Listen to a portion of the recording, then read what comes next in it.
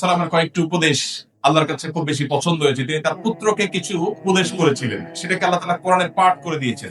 আমরা আমাদের সন্তানদের ক্ষেত্রে সাধারণত যেটা করি সেটা হলো যে আমার সন্তান কি চায় আমরা সেটা কিনে দেওয়ার চেষ্টা করি। এটা দোষের না, ঠিক আছে, কিন্তু ইসলাম বলে তুমি তাকে ভোগ শেখাবার প্রয়োজন নাই। সন্তানের মুখে হাসি ফোটাবার জন্য তুমি চেষ্টা করবে, খুবই স্বাভাবিক, কিন্তু তোমার চেষ্টা হতে হবে তাকে স্যাক্রিফাইস শেখাবার জন্য, ত্যাগ শেখাবার জন্য। দেখুন, এই যে আয়োজন, সিয়ামের আয়োজন বলেন, সালাতের আয়োজন বলেন, সমস্ত আয়োজনগুলো এই স্যাক্রিফাইস শেখাবার আয়োজন। আমাদের ছোট ছোট বাচ্চারা রোজা রাখে, যখন তারা প্রথম রোজা রাখে তাদের কষ্ট হয়, আমরা তাদেরকে সান্ত্বনা দেই, অভয় দেই। এক পর্যায়ে তাদের মুখ শুকিয়ে আসে, তারপরেও তারা রোজা কন্টিনিউ করে সন্ধ্যা পর্যন্ত রোজা যখন কমপ্লিট করতে পারে আমরা খুশি হই, তারা খুশি হয়ে যায়। এর মধ্য দিয়ে তারা আত্মনিয়ন্ত্রণ করতে শিখে। কারণ আপনার সন্তানের সামনে যে বিশাল জীবন অপেক্ষা করছে, আল্লাহ হায়াতে বাঁচিয়ে রাখলে তাকে, এই জীবনে সে যা কিছু চাইবে সবকিছুই কি তার ব্যাটে বলে হবে? তার জীবনে এমন বহু পরিস্থিতি আসবে যখন তার চাওয়ার সাথে পাওয়ার মিল হবে না, সে যা চাইবে তা হয়তো পাবে না। এই সময়টাতে সে কি করছে? আজকে গোটা পৃথিবীতে আপনি তাকিয়ে দেখেন, বিশেষ করে উন্নত দেশগুলোতে একটু বেশি করে যদি লক্ষ্য করেন, আপনারা আমার চাইতে নিশ্চয়ই ভালো জানেন, আমার অনেকগুলো দেশে যাওয়ার সুযোগ হয়েছে, কিন্তু আপনাদের অনেকে আছেন যারা তার চাইতে বেশি আপনার বাইরে অবস্থান করেছেন। আমরা আমাদের কিশোরদের, আমাদের শিশুদের, আমাদের সন্তানদের তাদের মুখে হাসি ফোটাবার জন্য আমরা যত চেষ্টা করি, আমাদের যতটা সামর্থ্য আছে, উন্নত দেশগুলো, ইউরোপিয়ানদের, আমেরিকানদের, পশ্চিমে, পূর্বে, তাদের সামর্থ্য আমাদের চাইতে অনেক বেশি আছে। কিন্তু আপনি যদি তাদেরকে খুব গভীরভাবে না হলেও সাদামাঠা কোন রকম পর্যবেক্ষণ করবার সুযোগ হয়ে থাকে, সেই সোসাইটি এবং ফ্যামিলিগুলোকে কাছে থেকে দেখার সুযোগ হয়ে থাকে, আমি নির্ঘাত বলতে পারি যে আপনি বলবেন তাদের শিশুদের চাইতে আপনার শিশু অনেক সুখে আছে। তাদের সন্তানদের চাইতে, তাদের কিশোরদের চাইতে মানসিকভাবে আপনার, আমার সন্তানরা, আমাদের কিশোররা অনেক ভালো আছে। ডিপ্রেশন যদি বলেন তো আমাদের সন্তানরা তাদের চাইতে অনেক ভালো আছে, আর তারা অনেক ডিপ্রেসড হয়ে আছে। বৈষয়িক প্রাচুর্য কিন্তু তাদের কম নেই, কিন্তু শান্তি, সেই জিনিসটা তাদের কিন্তু আস্তে আস্তে হারিয়ে যাচ্ছে। কেন হচ্ছে? কারণ ভোগের শিক্ষা আছে, ত্যাগের কোনো শিক্ষা নেই, স্যাক্রিফাইসের কোনো শিক্ষা নেই, যেটা ইসলাম আমাদেরকে দিয়েছে। সমাজ উপস্থিতি, আমাদের সামগ্রিক জীবনে আমাদের পরিবার প্রত্যেকটা সদস্যকে স্যাক্রিফাইসের এই শিক্ষাটা দেওয়া এবং চর্চা করা, এটা আমাদের জন্য খুবই গুরুত্বপূর্ণ। আপনারা কর্পোরেট দুনিয়ার মানুষ, আপনারা জগজগে তকতকে পরিবেশে থাকা মানুষ। আমি একটা প্রশ্ন আপনাদের কাছে যদি রাখতে চাই, যে প্রশ্ন আমি আমার এক বন্ধুকে সিডনিতে রেখেছিলাম কয়েক মাস আগে। তিনি মস্ত বড় ইঞ্জিনিয়ার, বড় একটা কোম্পানিতে খুব হ্যান্ডসাম একটা স্যালারিতে জব করেন অনেক দিন থেকে। আমি তাকে বললাম, আচ্ছা ভাই বলেন তো, আপনি হ্যান্ডসাম একটা অ্যামাউন্ট পাচ্ছেন মান্থলি, আপনি অনেক পড়ালেখা করেছেন, অনেক কষ্ট করেছেন, এই সব কিছু করে আলটিমেটলি আপনি কি করছেন?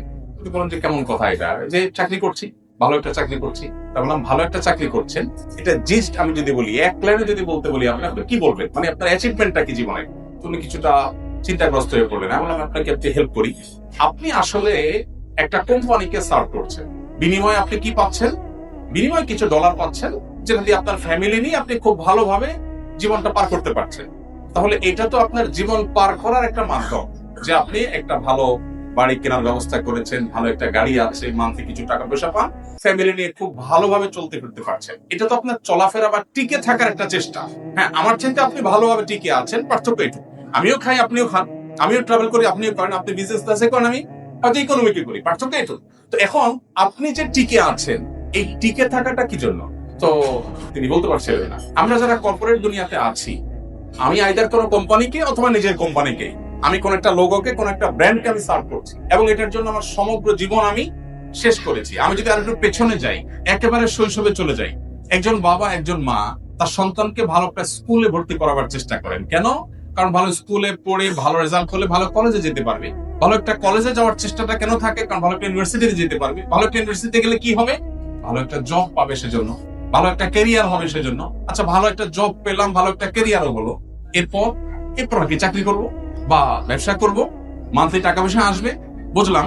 তো আমার জীবনের গোলটা আসলে কি? তাহলে দিন শেষে একজন খেটে খাওয়া দিন মজুর, তিনিও বেঁচে আছেন, আমিও বেঁচে আছি, তার চাইতে আমি একটু ভালোভাবে বেঁচে আছি, পার্থক্য এটুকু। তাহলে কি আমি এভাবে বলতে পারি যে আমার সমগ্র জীবনের একেবারে শুরু থেকে আজও পর্যন্ত পুরো জীবনভর আমি যা করেছি, আমি স্কুলে পড়েছি, কলেজে পড়েছি, ভার্সিটিতে পড়েছি, আমি জব করেছি, ট্রেনিং নিয়েছি, দেশ বিদেশ করেছি, সবগুলো করেছি ফর কোম্পানি। কোম্পানিকে আমার সারা জীবন দিয়ে শেষ মুহূর্তে এসে আমি রিটায়ারমেন্টে গিয়ে এবার মৃত্যুর জন্য অপেক্ষা করছি। তো কোম্পানির জন্য সারা জীবন আমি দিলাম, কোম্পানি আমাকে কি দিল? কিছু স্যালারি দিল, বেঁচে থাকার প্রয়োজন। সময়টা বুঝছি। আমরা যদি এভাবে লক্ষ্য করি তাহলে দেখতে পাবো যে আমাদের জীবনের আসলে চূড়ান্ত বা স্পষ্ট কোনো লক্ষ্য নেই। আমি কেন বেঁচে আছি? আমাকে বেঁচে থাকার জন্য কিছু স্যালারি দেওয়া হচ্ছে, আমি বেঁচে আছি। তার বেঁচে থাকাটা কি জন্য?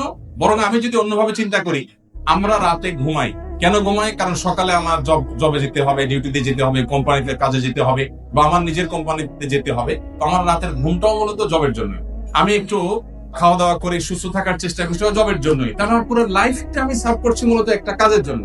এভাবে একটা সিস্টেমের মধ্যে আমরা সবাই প্রবেশ করে গেছি। এমনকি দুর্ভাগ্যজনক বাস্তবতা হলো এখন আমরা ফ্যামিলিকে সময় দেওয়ার সুযোগ পাই না, এবং যার কারণে প্রত্যেকটা পরিবারে এখন টাকা পয়সা, ভোগবিলাসের উপকরণ, আমাদের সামাজিক মর্যাদা ইত্যাদি এগুলোর কমতি আমাদের না থাকলেও সুখ এবং মানসিক প্রশান্তির বড় বেশি অভাব। এই জায়গাটাতে আমাদের নতুন করে রিয়ালাইজ করার সুযোগ আছে। সিয়াম বা রমজান আমাদেরকে সেই জিনিসটিকে দারুণ ভাবে উদ্বুদ্ধ করে, সেই জিনিসকে দারুণ ভাবে শেখায়।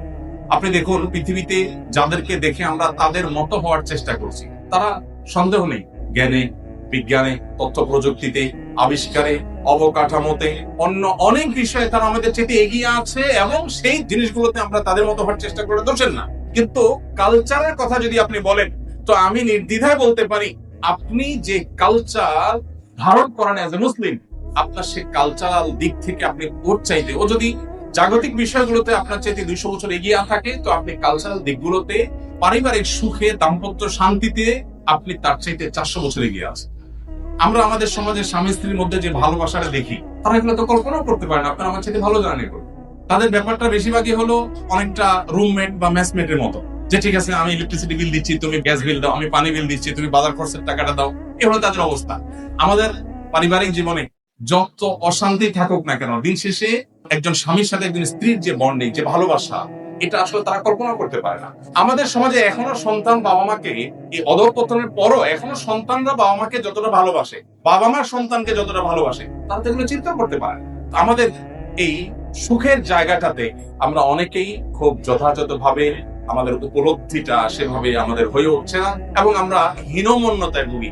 এজ এ মুসলমান আমাদের ইসলামের চর্চাটা যেমন বাড়ানো দরকার, ইসলামটাকে বোঝা দরকার, ইসলামটা আমাদের পরিবারের মধ্যে খুব চমৎকার ভাবে গেঁথে দেওয়া দরকার, এবং চর্চাটা বাড়ানো দরকার। এর ফলে কি হবে?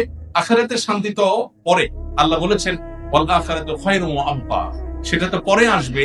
পার্থিব জীবনে আমাদের আল্লাহ তাআলা প্রচন্ড রকমের শান্তি, মানসিক সুখ, মানসিক সান্ত্বনা, মানসিক সমৃদ্ধি সেটা আল্লাহ তাআলা দান করবেন। নবীজি সাল্লাল্লাহু আলাইহি ওয়াসাল্লাম বলেছেন লাইসাল জিনা বিকাসরাতিল আরব ওয়ালাকিন্নাল জিনা বিনান নফস। অনেক প্রাচুর্যের মধ্যে, বৈশ্বিক প্রাচুর্যের মধ্যে আল্লাহ তাআলা মানুষের প্রকৃত সচ্ছলতা রাখেননি। প্রকৃত সচ্ছলতা হলো মানসিক মনের সচ্ছলতা নয়। একজন ধরুন তার 2টা ছেলে বা একটা ছেলে একটা মেয়ে, দুজনকে পাঠিয়ে দিয়েছেন বিদেশে পড়ার জন্য। এখন আলটিমেটলি বিদেশে পড়তে গেলে ছেলেরা মেয়েরা সেখানকার ভালো এনভায়রনমেন্ট পায়। বিদেশি এম্বাসি গুলো, আমাদের দেশে এম্বাসি খুলে বসে আছে আমার দেশের মেধাবী ছেলেগুলোকে ক্যাচ করার জন্য। আমি কয়দিন আগে কয়েকটা এম্বাসির উপর একটু ঘাটাঘাটি করার চেষ্টা করলাম যে তাদের ভিসা দেওয়ার ক্ষেত্রে পলিসিটা।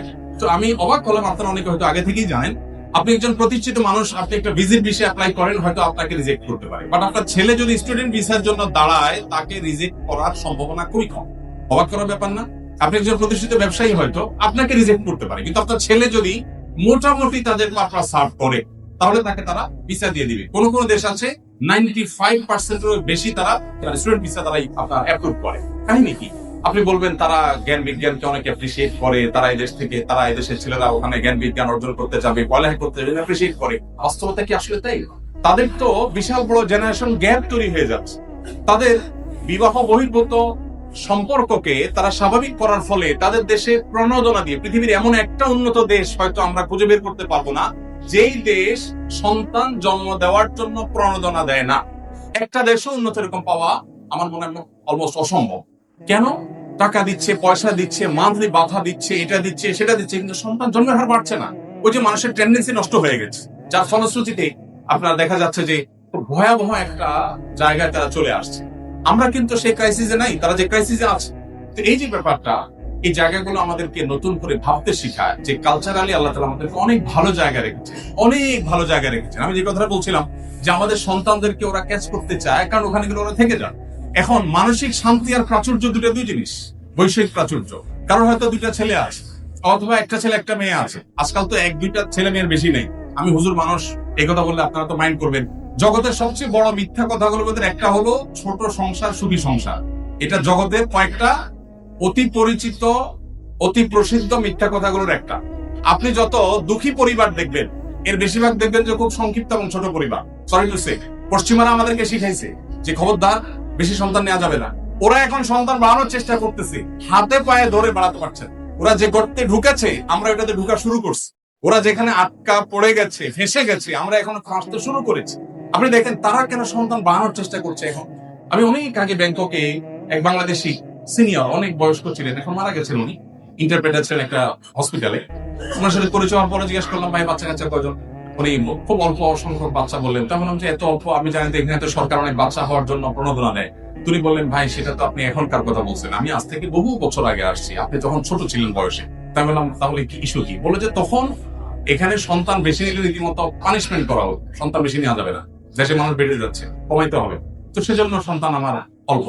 তো বললাম এখনকার অবস্থা, বলছে এখন অবস্থা হলে আমি যদি 10টা সন্তান জন্ম দিতে পারি তাহলে সরকার আমাকে রীতিমতো জাতীয় পর্যায়ে পুরস্কার দিবে, আমার একটা নাম। তাহলে কি দাঁড়ালো দিন শেষে? প্রথম তারা যা করেছে ওইটার ফলে মানুষের টেন্ডেন্সি একবার চেঞ্জ হয়ে গেলে এই টেন্ডেন্সি শত বছরে আর পরিবর্তন করা সম্ভব নয়। সেই ক্রাইসিস তাদের শুরু হয়েছে। তো আমরা তাদের অনুসরণ করছি অন্ধের মতো, ইসলামকে পাশ কেটে, ইসলামকে সেকেলে মনে করে যা পাচ্ছি তা আমরা গোগরা শিখেছি। এই জায়গাটাতে আমাদের ইসলামকে নতুন করে জানার এবং বোঝার দরকার আছে। সময় তো বলছি, আমি যেটা বলছিলাম যে বৈষয়িক প্রাচুর্য হলেই সুখী হওয়া যায়, কর্পোরেট দুনিয়াতে বিশেষ করে এই ধারণাটা আমাদের মধ্যে বদ্ধমূল হয়ে গেছে। ফলে আমাদের ফ্যামিলিকে আমরা সময় দিতে রাজি না।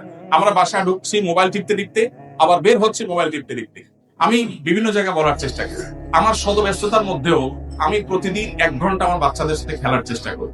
বিশেষ করে যখন শীতের সময় থাকে, গত 4-5 মাস আমার এরকম অনেক প্রোগ্রাম ছিল যেখানে আমার থাকা অনেক গুরুত্বপূর্ণ। বলছে না, আমার বাচ্চাদের সাথে খেলার সময় গেছে, আমি আর কোথাও থাকবো না। 1 ঘন্টা বাচ্চাদের সাথে আমি খেলি এবং খেলতে গিয়ে বাপ বেটা ঝগড়া করি, খেলাধুলা করি। কয়জন বাবা আছেন যে সন্তানকে নিয়ে খেলেন বা সময় দিতে পারেন? বেশিরভাগই আমরা এখন এত ব্যস্ত হয়ে গেছি, মনে করি টাকা পয়সা হলে সবই হয়ে যাবে। আমাদের আসল শান্তির জায়গাটা থেকে আমরা সরে যাচ্ছি। আমি যেটা বলছিলাম, কারণ 2টা ছেলে মেয়ে আছে, আমি এরকম অনেককে দেখেছি। জিজ্ঞেস করছি, ভাই বাচ্চা কাচ্চা কয়জন?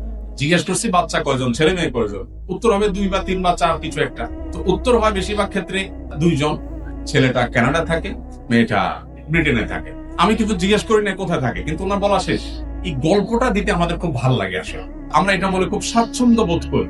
আচ্ছা, যে ব্যক্তি মুখে এটা বলছেন যে আমার একটা ছেলে টরন্টোতে আরেকটা লন্ডনে, আপনার কি বিশ্বাস যে মানসিকভাবে আসলে খুব শান্তিতে আছেন? আছেই কিন্তু 2টা বাচ্চা, 2টাই বাইরে, এবং তারা ফিরে আসার সম্ভাবনা খুব ক্ষীণ। একটু ভিডিওতে নাতিপুতি দেখে, বৌমাকে দেখে, ছেলেকে দেখে, মেয়েকে দেখে, ভেতরে কিন্তু ত্রাস, কিন্তু বাহিরে অনেক সুন্দর জীবন, উনি অনেক সুখে আছে। এই সুখের অভিনয় আমরা করছি। সমাজ উপস্থিতি ইসলাম আমাদেরকে বাস্তবমুখী হতে পারে, আর সেজন্য সিয়ামের বার্তা আমাদের ধারণ করা দরকার, গ্রহণ করা দরকার। আমি আপনাদের প্রতি উদাত্ত আহ্বান রাখতে চাই, শুনে শুনে মুসলমান না হয়ে অনুগ্রহ করে আসুন আমরা একটু ইসলামটাকে জানার চেষ্টা করি। আজকে যেরকম একটি চমৎকার আয়োজনে আমাদের বাচ্চাদেরকে সাথে নিয়ে ফ্যামিলিকে সময় নিয়ে আমরা সময় দিয়েছি, আসল পারিবারিক ভাবে ইসলামকে শেখার জন্য, জানার জন্য আমরা কোন একটা অ্যারেঞ্জমেন্ট করি। আমরা কোরআনটাকে অর্থ সহকারে, ব্যাখ্যা সহকারে বোঝার চেষ্টা করি, হাদিসটাকে বোঝার চেষ্টা করি। এজ এ মুসলমান ইসলামটাকে আমরা জেনে বুঝে চর্চা করি, সেটা আমাদের জন্য অনেক বেশি উপভোগ্য হবে। সেটা আমাদেরকে সত্যিকার ইসলামের পথে নিয়ে যাবে।